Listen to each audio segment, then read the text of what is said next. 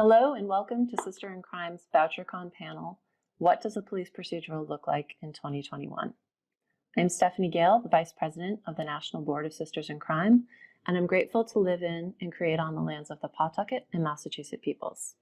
On behalf of my panelists, Faye Snowden is humbled and honored to create on the lands of the Yakutsk Indians. Rachel Howzell Hall creates on Chamush lands. Bruce Robert Coffin writes on the lands of the Wabanaki and Abenaki nations. Joanna Schaffhausen lives and creates on the lands of the Ponkapoag and Wampanoag, and Hillary Davidson resides and works in the lands of the Munsee Lenape. So let's first meet our panelists in reverse alphabetical order because we're fun like that. Faye Snowden writes noir mysteries, poems, and short stories from her home in Northern California. Her short story, One Bullet, One Vote, was selected as one of the best American mystery and suspense stories of 2021. Her novels include the Richard G. Marvel Detective Series and the Louisiana Killing Series, featuring homicide detective Raven Burns. A Killing Rain will be out next year. Faye has a master's in English literature and has been awarded several writing fellowships. She is a member of Mystery Writers of America and Sisters in Crime, where she serves as board secretary for SinC National. Next, we have Joanna Schaffhausen, who is the award-winning author of the Ellery Hathaway Mystery Series and the new thriller Gone for Good. She has a doctorate in psychology, which reflects her long-standing interest in the brain, how it develops, and the many ways it can go wrong.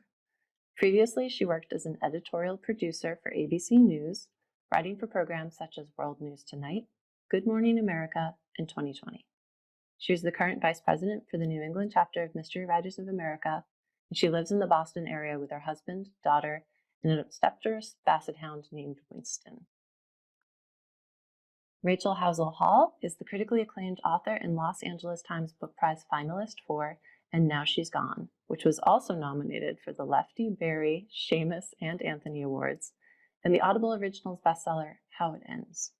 A New York Times bestselling author of The Good Sister with James Patterson, Rachel is an Anthony International Thrillers writer and Lefty Award nominee, and the award of They All Fall Down, Land of Shadows, Skies of Ash, Trail of Echoes, and City of Saviors in the Detective Eloise Norton series. Her next thriller, These Toxic Things, out in September 21, received a starred review from Publishers Weekly that called the novel cleverly plotted and a refreshing take on the serial killer theme. Hillary Davidson is the best-selling author of 7 crime novels, including One Small Sacrifice, Blood Always Tells, and The Damage Done. Her fiction has won 2 Anthony Awards and a Derringer Award, and her short stories have appeared in Thuglit, Ellery Queen's Mystery Magazine, and Mystery Tribune. Her latest novel, Her Last Breath, has been named one of the best books of summer 2021 by Parade Magazine, Travel and Leisure, and the Toronto Star. Originally from Toronto, she's lived in New York City since October 2001. Bruce Robert Coffin is the award-winning author of the best-selling Detective Byron mystery series. Former detective sergeant with more than 27 years in law enforcement, he supervised all homicide and violent crime investigations for Maine's largest city. Following the terror attacks of September 11, 2001, Bruce spent 4 years investigating counterterrorism cases for the FBI, earning the Director's Award, the highest award a non-agent can receive. Winner of Killer Nashville's Silver Falchion Award for Best Procedural and the Maine Literary Award for Best Crime Novel, Bruce was also a finalist for the Agatha Award for Best Contemporary Novel. His short fiction appears in several anthologies, including Best American Mystery Stories, 2016. Thank you, everyone, for coming. You are all very well regarded. You have so many achievements, and a person with less self-esteem than I would be intimidated. Don't worry about me. It's funny, just as you were doing my introduction, my golden retriever that I was saying often comes in to say hello. She just walked in and started drinking water very loudly. So. Impeccable timing. It wouldn't be a Zoom meeting without that, you know? It truly wouldn't. So it's a pleasure to be with you all, and proof that it is possible to schedule a panel with 6 people in at least 3 different time zones. Our panel today is What Does a Police Procedural Look Like in 2021? And for those of you who are a little unfamiliar with all of the ways that we name different genres and subgenres within mystery, A police procedural is any mystery work that features a police protagonist or largely takes place within a police setting. I wrote 3 such books in the Thomas Lynch Idle series, and our panelists have written many, many more. So today I thought we'd start with a softball, or at least I hope it's a softball. Why did you first decide to write a police procedural rather than, say, a private sleuth or an amateur detective? And this is a question for everyone, so if you're ready, just raise your hand. Rachel. My series features Eloise Norton, who is an LAPD homicide detective. And one thing that attracted me to procedurals is the organization of it. I'm an organized freak. I like keep journals and cross things out, and I'm that person. So I like when I first started writing in this genre, the stuff that I had to hit, the things that I knew that had to be there. That was easy entree for me. And I wanted also to see a woman cop in my part of Los Angeles. We had Harry Bosch in Hollywood. We had Walter Mosley on the East Side. Unless it was Paula Woods' Charlotte Justice, there were no Black female cops in the Black part of LA that, was my home and is still my home. So, the need to organize and the need to see contemporary Black women in this structure, that drove me. Great. Who else? All right, Hillary. Just put up the hand. So I would say for me, it was maybe a little bit in reaction to having written an amateur sleuth first. So my first 3 books were the Lily Moore series, where you have a travel writer who has no sleuthing skills beyond nosiness, maybe, to guide her. And there are some police that appear in the book, some characters, but they're more in the background. I mean, they are not the focus of the story at all. And after that, I went on to write a standalone that was more of a psychological thriller. And I felt, I guess, like I'm interested in telling stories from different perspectives. And because I felt like I can never say thoroughly, but to my satisfaction at that point, had pretty thoroughly explored amateur sleuthing. I really wanted to try something completely different, to actually sort of put the focus on the cops. And the books, the 2 books that I've done that are police procedurals, are told from multiple perspectives. So you're not just getting the police perspective. You also have the perspective of the main perp and some different people. But it was just like a really different way of exploring the story and just focusing on an entirely different world. Great. Okay. Yeah, so I wasn't as intentional as you all were, and I didn't even realize I was writing a police procedural. I actually started with a question: what would happen if a daughter of a serial killer became a cop? And then I just kind of explored from there, and it ended up, because she was a cop, I wanted to make sure that things were right, and so I did as much research as I could in order to kind of incorporate some of those elements. I think would be I'm learning is considered to be a police procedural. Yeah. All right. Joanna. Gayle, I grew up on police procedurals. On television there was Law and Order and Hill Street Blues, this sort of thing, and then reading like Ed McBain. I read all of those, and then later, of course, the Bosch series that Rachel alluded to, and they just made sense to my brain. Like, there's a crime, and the investigators come in and they try to solve it. And I also thought it was just a really interesting choice as a human to sign up to see the worst of humanity all the time on purpose. Struck me as a noble pursuit. And even if since then, some issues with policing have changed the way that I feel about procedurals and the way I write them, I do still think there is that nobility at heart, especially in fictional detectives that you see. and I'm sure in some real ones as well. Great. Bruce. I didn't really set out to start writing a procedural. I honestly, I had taken a 30-year hiatus from writing. And when I finally sat down and started putting fingers to keys, that's what came out of me. I think probably subconsciously, I realized that I'd spent a lot of time being bribed by breakfasts and coffee by my writer friends in Maine, and it was generally to pick my brain for the way police procedure actually works. And I think I probably was thinking, hey, I know a little about this. Maybe I can write something that would be helpful that people might want to read. So that's really how it started. So what you really did is you stole their breakfast money by taking their readers from them. Right. Maybe I was learning from them and not the other way around. Who knows? Yeah.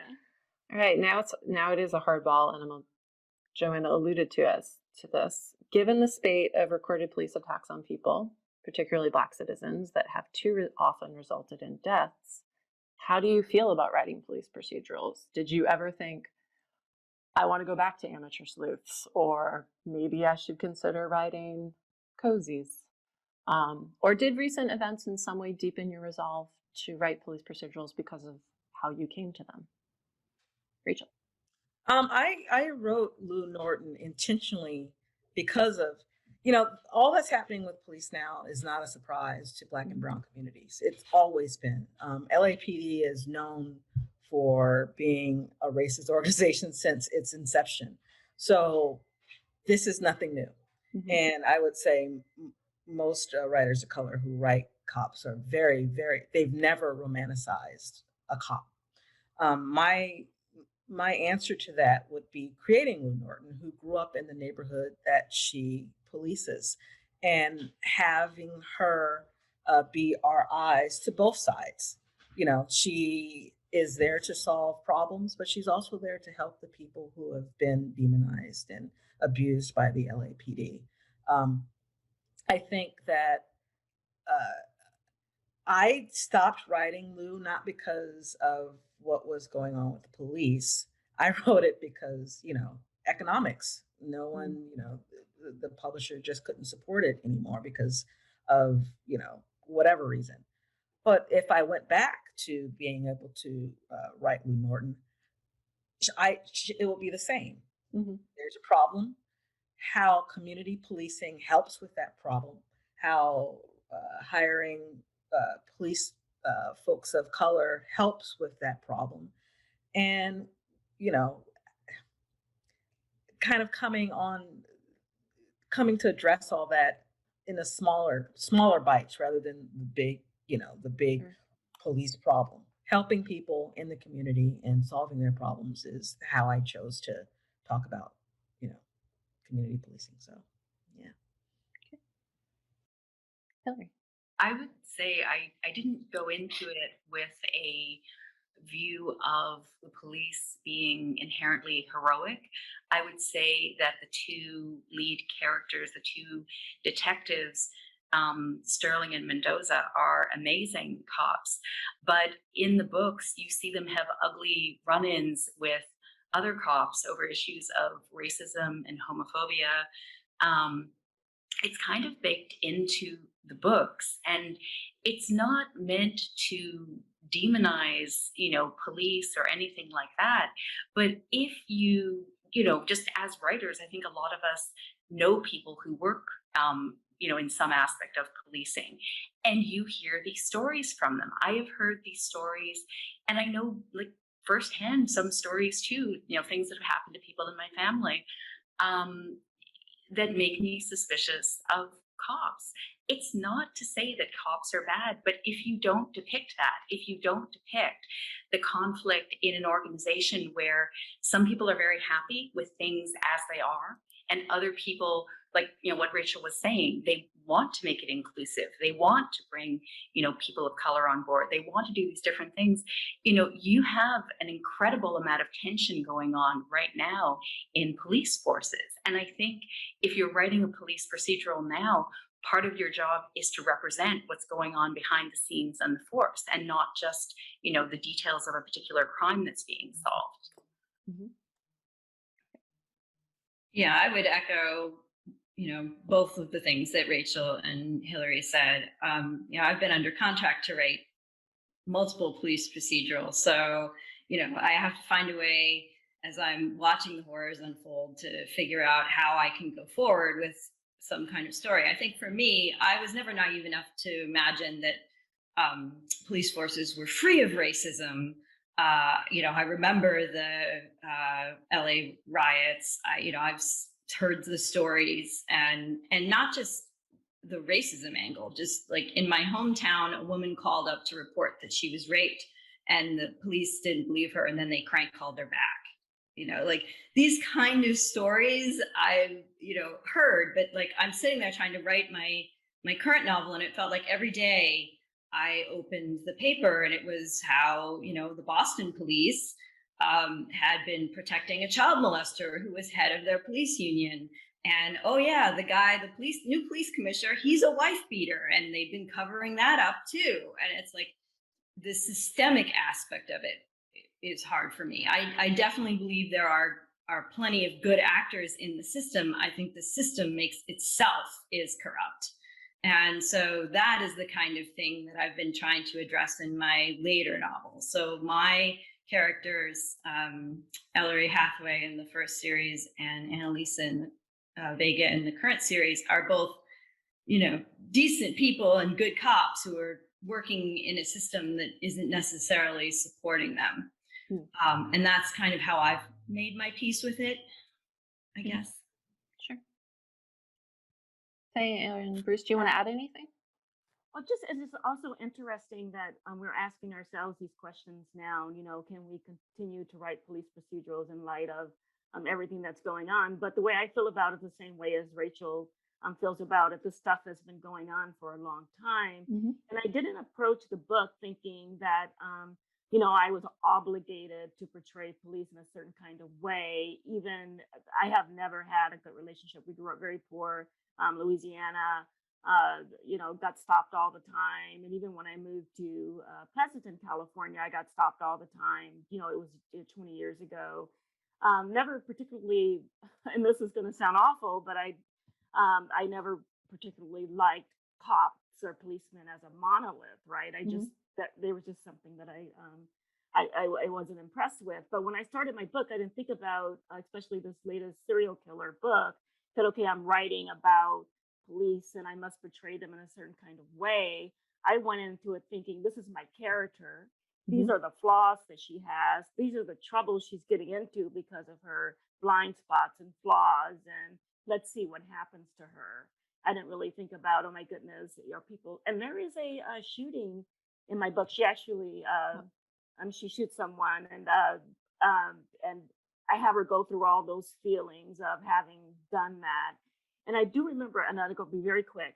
One time I was in a leadership class that had a lot of police officers in it. And one of the police officers that I got really close to was saying that, you see all this stuff on TV and you read all this stuff in the paper as to what happens with an officer involved shooting. And he had been involved in one in my hometown. And he said, you don't realize what happens in that person's mind, even if it is, justified or, it's just, and then not to say that, I'm feeling sorry. It's just really complicated, but he was trying to explain how complicated that was for him. And that's what I look for in stories. I look for the characters, the complications, and how that plays out on the page.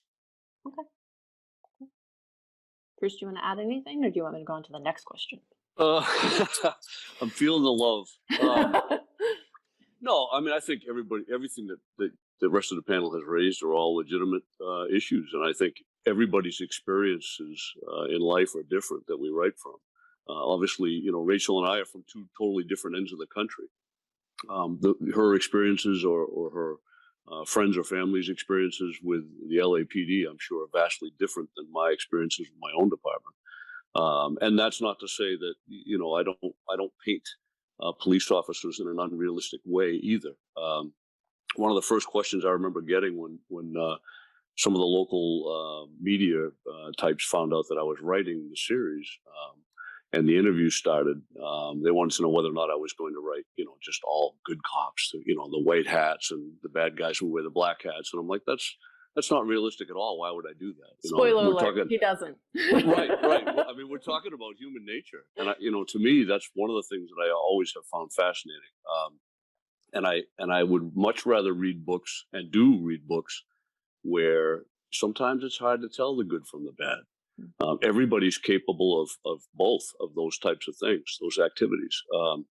I myself have put friends and colleagues that I was very close to in jail for offenses they committed that I worked with. So it would be dishonest, I think, to portray them as anything other than that. I mean, we all struggle.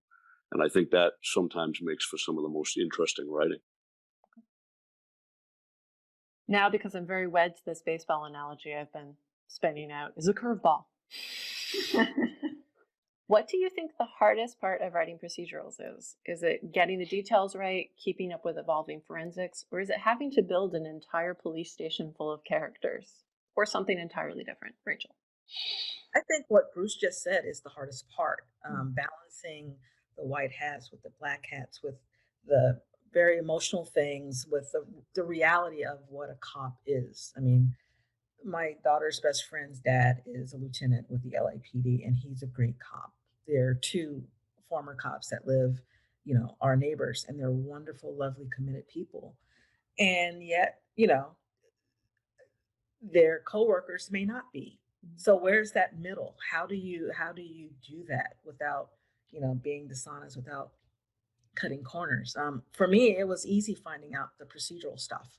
I mean, between, I haven't had breakfast with Bruce yet, but I've had,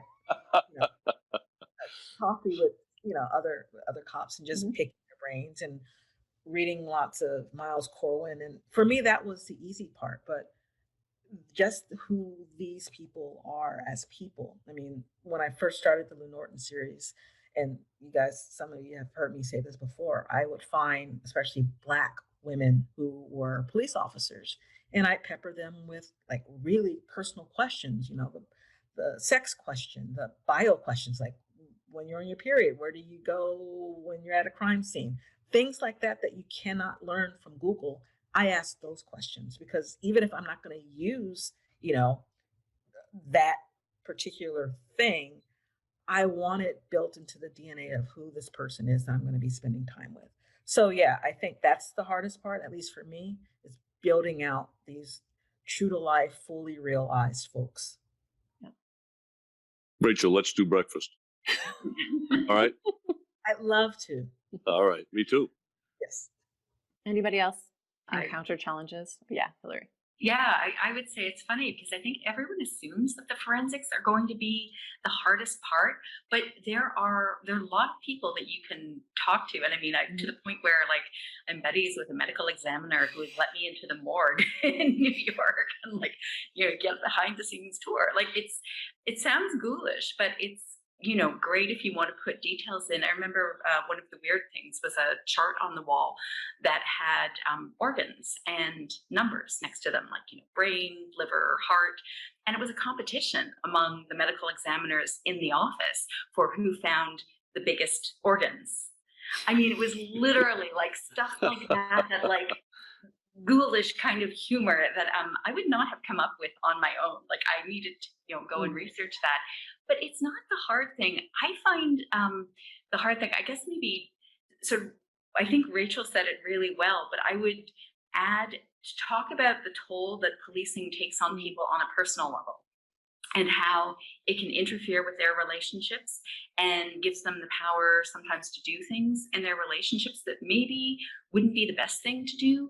I feel like as a society, we don't talk about that at all, the amount of power that we give law enforcement. It's just kind of unquestioningly handed over.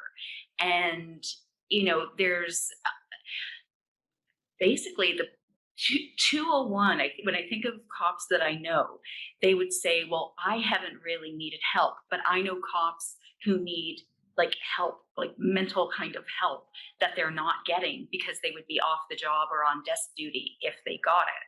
So there's a lot of denial around that. There's a lot of kind of anxiety around that. And I find that fascinating, that there's sort of like so much power, and yet it hangs on this thread of presenting as very tough and able to handle anything.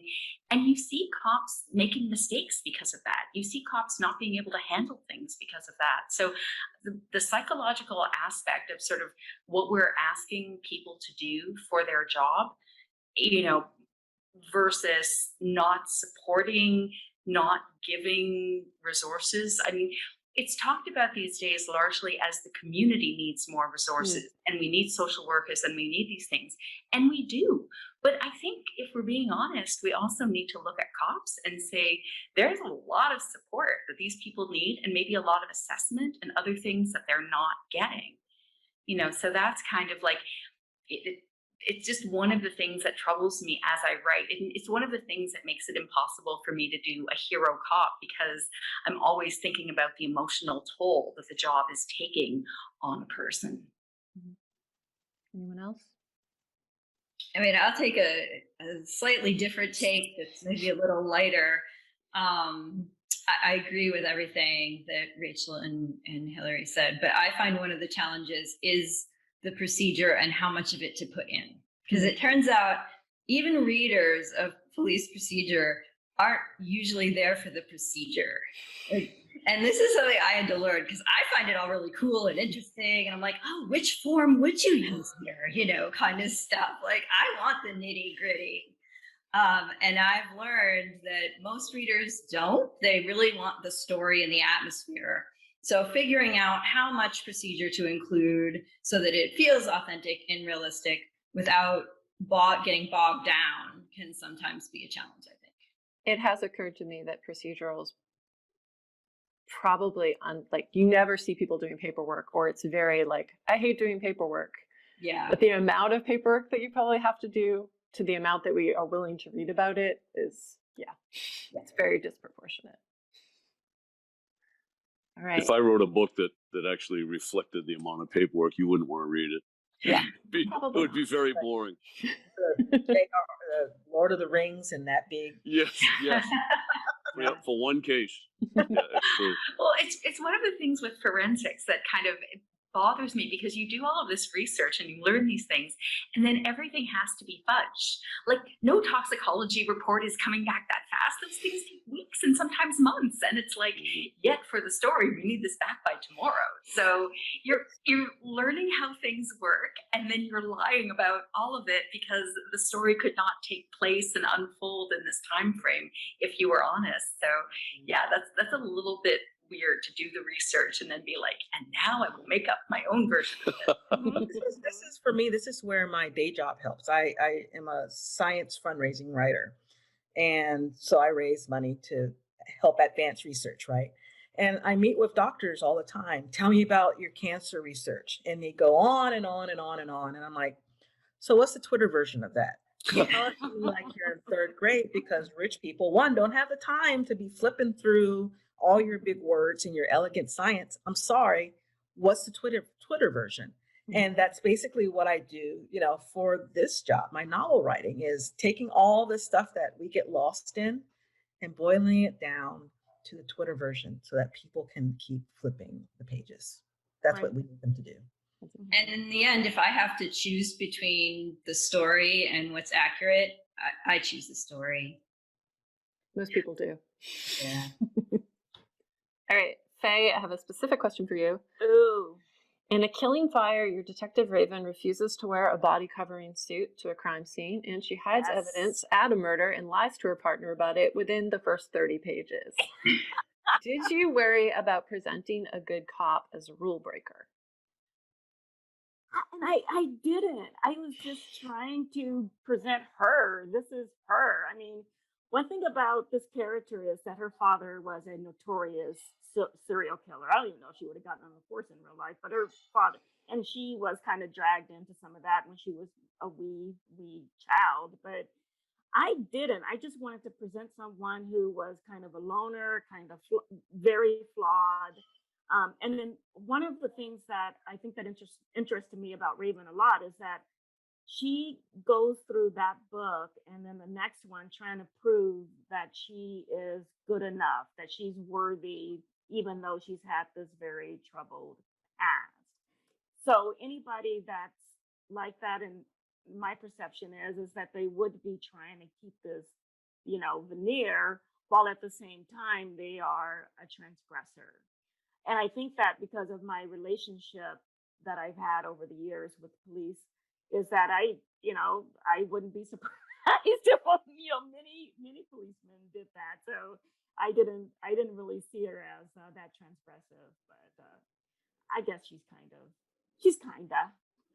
Well, I'm going to open this question to all of you because as I was reading your books, I noted multiple instances in which your characters broke police rules at least once. So did you ever have a qualm about the detectives that you were portraying breaking rules or not? I tried not to have Lou break many rules, if any, because especially being a Black woman in this world, you break a rule and your ass is grass in many ways. So you either are written up, you're called angry. There are repercussions for breaking the rules for us, and in the workspace, especially, it's hard to do that. So I wanted her, if she did break them, it would be very reluctantly and regretfully. She doesn't like seek out, to be a maverick. She is not about being a maverick, but I try to keep her within the lines of reason because I know realistically there are, cuffs on us for our behavior. Anyone else? I would just say, so I did not write my cops as rule breakers, but more as fighters. So you see fighting with, and I don't mean that necessarily in a vicious way, but sort of they have a different take than the department does. You see them fight with, assistant district attorneys, sort of arguing not, for instance, to wrap up a case when the department would very much like to wrap it up, and kind of saying like, just another day, like, let me do this sort of like. So it's more like they have a different perspective and they will advocate for following up on that or for victims. I wouldn't say there's rule breaking. They do. There's certainly other cops that break rules. You definitely get cops breaking rules in my books, but not my pair of lead detectives. And I think I had the same sense that Rachel did, that, there are some people who seem to be able to get away with an awful lot of things and other people who can't get away with putting a foot wrong. And so, you're kind of mindful of that when writing. Yeah. Hilary and Rachel, in at least one of your police novels, your characters are getting to know their new partners. And there's some very small frictions, maybe some slightly larger frictions in this. How important is the relationship between detectives and partners in your stories? And how do you think about that just in general? You want to go first, Hill? Sure.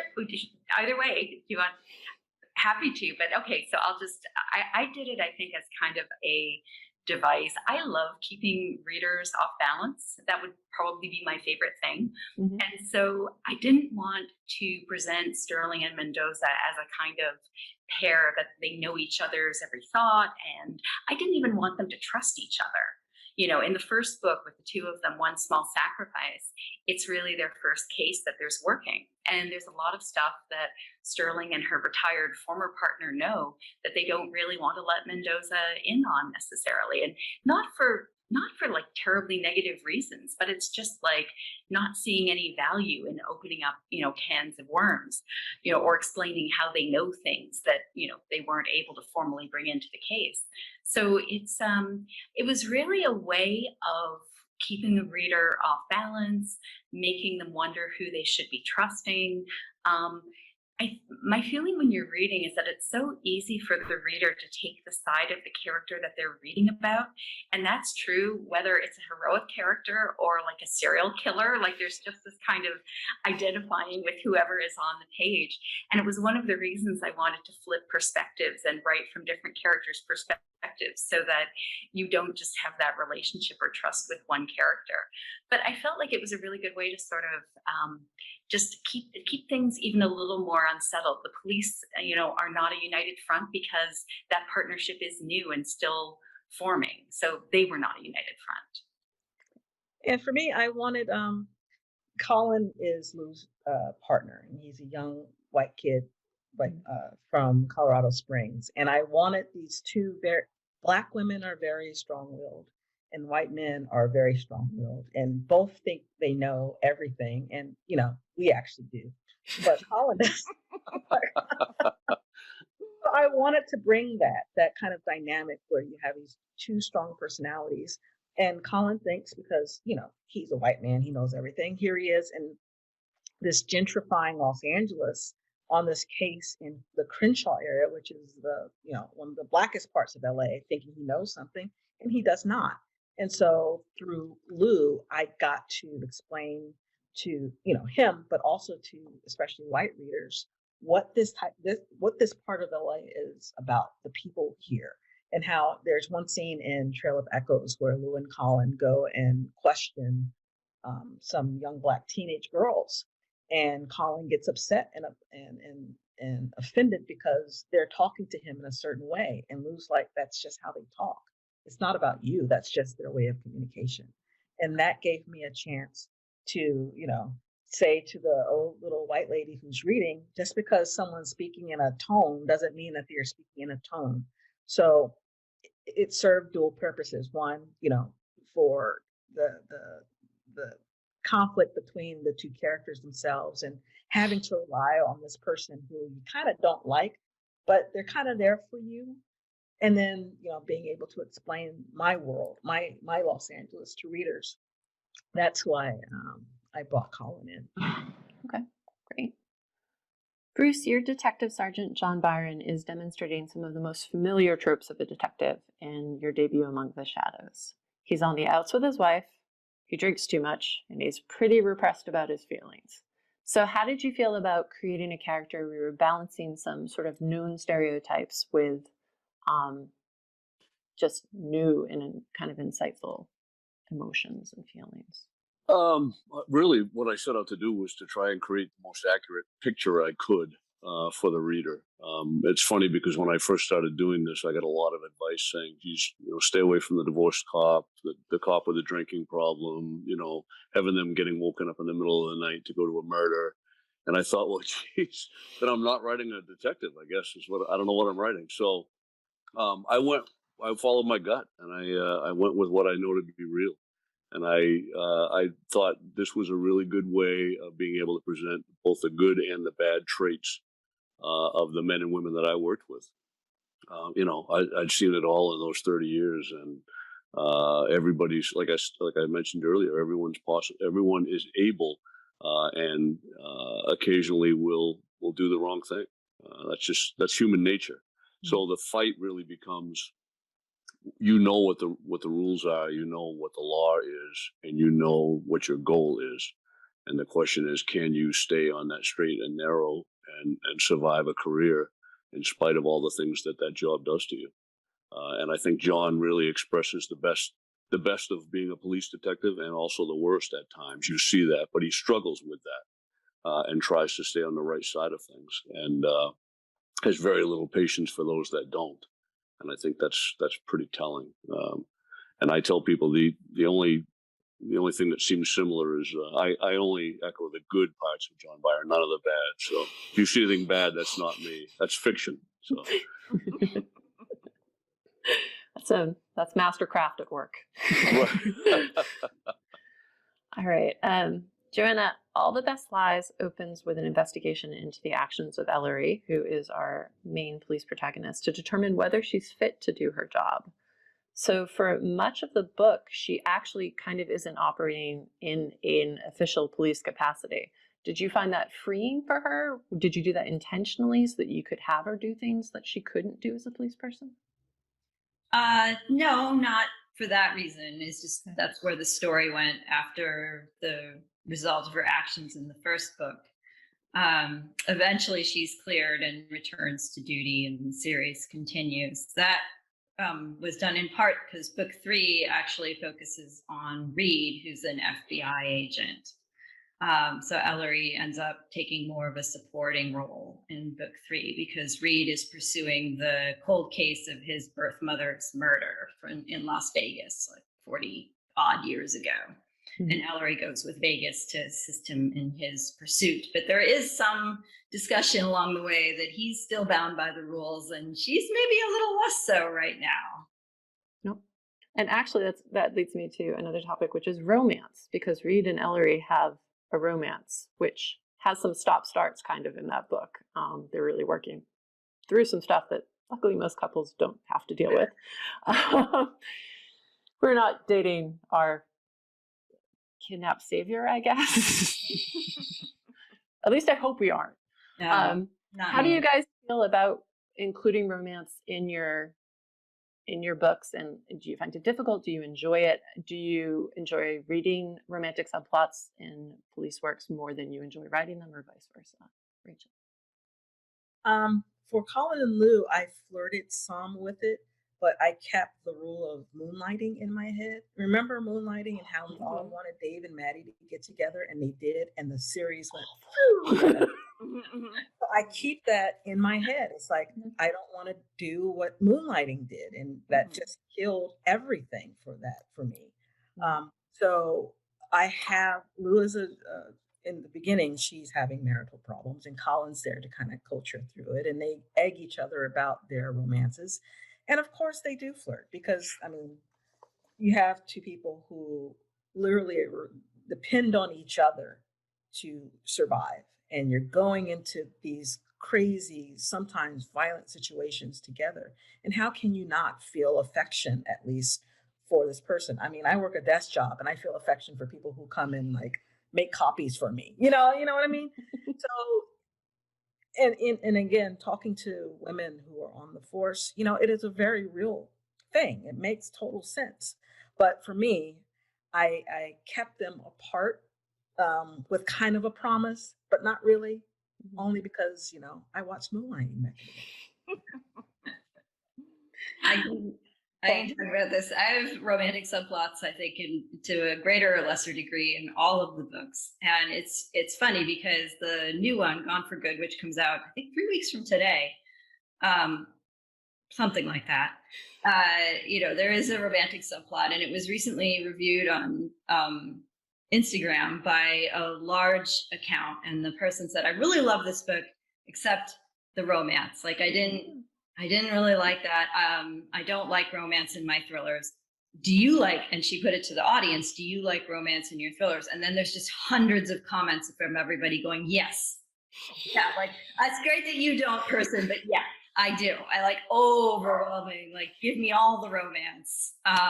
There are people who are like, I don't mind it. But overwhelmingly, it was like thumbs up for romance.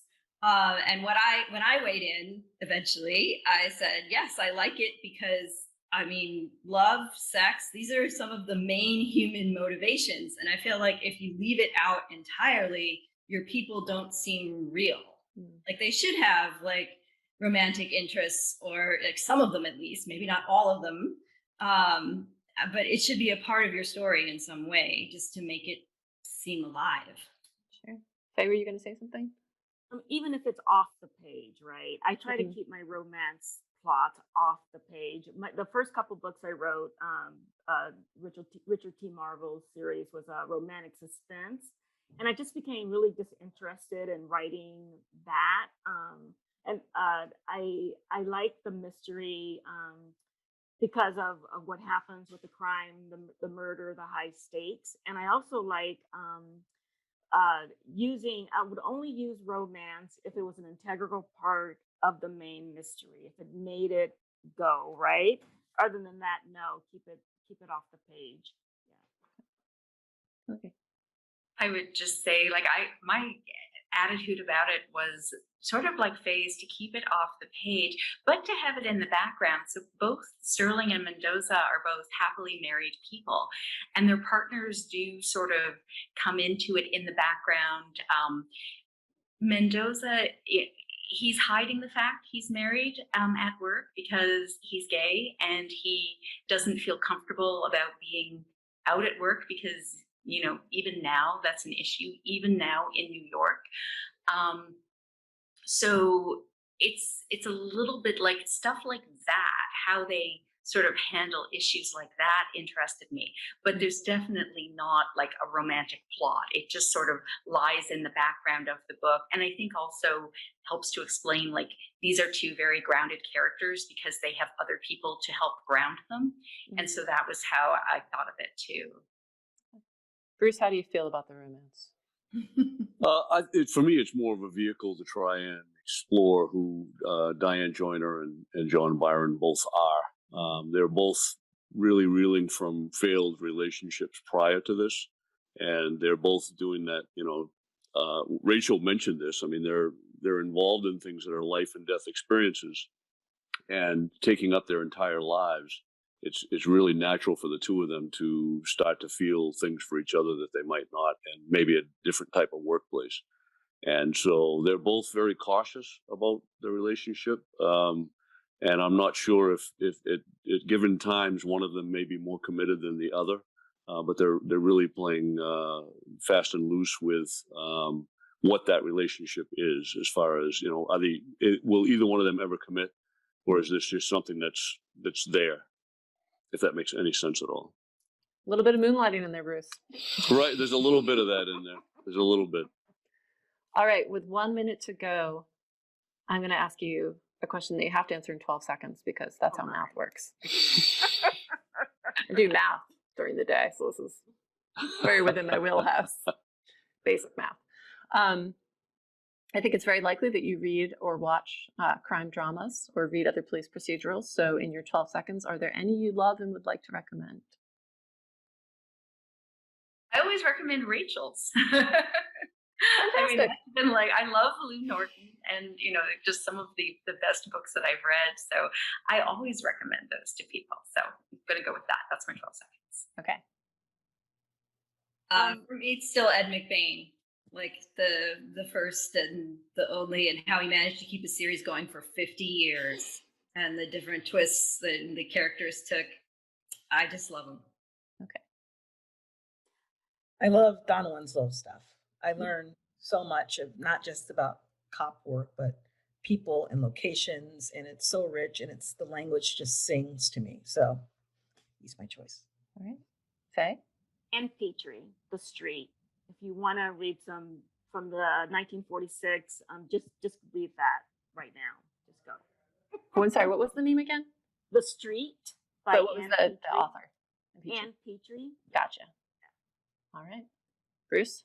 James Lee Burke, hands down for me. I've read a lot of different procedurals, and nobody uses the language like he does in a gritty Dave Robichaud procedural. Some of his stuff just rises to the level of poetry, and I don't know how he does that. I'm still in awe. So he's the man. Thank you all so much for joining us together. We did it. It's Bouchercon, but it's wherever you are. And people can watch it wherever they are. It'll be very exciting. So thanks again for all showing up. I appreciate it so much. And I very much enjoyed reading your work and look forward to future books. Thanks all. Thank you so much. Thank you, Stephanie. Great.